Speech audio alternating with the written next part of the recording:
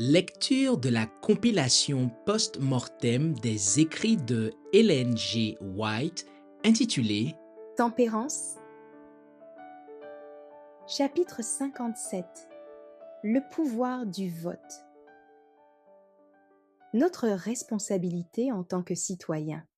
Bien qu'en aucune manière nous ne devions faire de politique, nous avons cependant le devoir de prendre fermement position chaque fois qu'il est question de la réforme sanitaire. J'ai souvent eu à rendre un témoignage simple à ce sujet. Dans un article publié dans la Review du 8 novembre 1881, j'ai écrit: Nos lois protègent ce mal qui cependant sape leur fondement. Bien des gens déplorent cet état de choses, mais se considèrent comme dégagés de toute responsabilité en la matière. Ils ont tort. Chaque individu exerce son influence sur la société. Ministère évangélique 378. Chaque électeur possède une voix. Dans notre pays, tous les citoyens peuvent avoir, par leur vote, une action sur les lois qui régissent la nation. Cette influence et ce vote ne devraient-ils pas faire pencher la balance du côté de la tempérance et de la vertu? Nous pouvons rallier au combat les amis de la tempérance et chercher à endiguer le flot d'immoralité qui envahit le monde. Mais de quelle valeur sont nos efforts aussi longtemps que la vente de l'alcool est autorisée par la loi? Est-ce que cette malédiction va reposer à jamais comme une flétrissure sur notre pays? Va-t-elle chaque année s'étendre comme un feu dévorant sur des milliers de foyers naguère heureux? Ibidem. Par la voix, la plume, le vote, nous tremblons à la pensée de ces résultats désastreux, et nous nous demandons quel remède y apporter, tandis que, trop souvent, nous tolérons et même nous sanctionnons la cause. Les défenseurs de la tempérance manquent à leur devoir aussi longtemps que par le précepte et l'exemple, par la parole, la plume et le vote, ils ne s'efforcent pas de faire aboutir des lois de prohibition et d'abstinence totale. N'attendons pas que Dieu fasse un miracle pour en arriver là et qu'il nous évite ainsi d'intervenir nous-mêmes.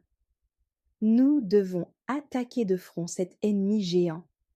Notre mot d'ordre doit être pas de compromis et pas d'interruption dans nos efforts jusqu'à la victoire. Ibidem. Le choix d'un homme sage. Les intempérants ne devraient pas être élus à des postes de confiance. The Signs of the Times, le 8 juillet 1880. À la merci des intempérants. Bien des hommes élus à des postes de confiance ont amoindri leurs facultés en se livrant à la boisson, ou sont constamment sous l'influence du tabac. Le bonheur des foyers heureux, la réputation, la propriété, la liberté, la vie même se trouvent à la merci d'hommes intempérants qui siègent dans nos assemblées législatives ou nos tribunaux. Beaucoup d'hommes, jadis droits et pleins de bonté, perdent leur intégrité et leur amour du prochain, s'associent aux malhonnêtes et aux débauchés, épousent leur cause et partagent leurs fautes parce qu'ils ont cédé aux exigences de leur appétit. Le droit sacré du citoyen est bafoué. Que d'hommes perdent la possibilité d'exercer leurs droits de citoyen d'une république. Achetés par un verre de whisky, ils votent pour un candidat sans scrupules. Les intempérants n'hésiteront pas à employer la tromperie, la corruption électorale et même la violence contre ceux qui refuseront d'accorder une liberté sans limite à l'appétit perverti.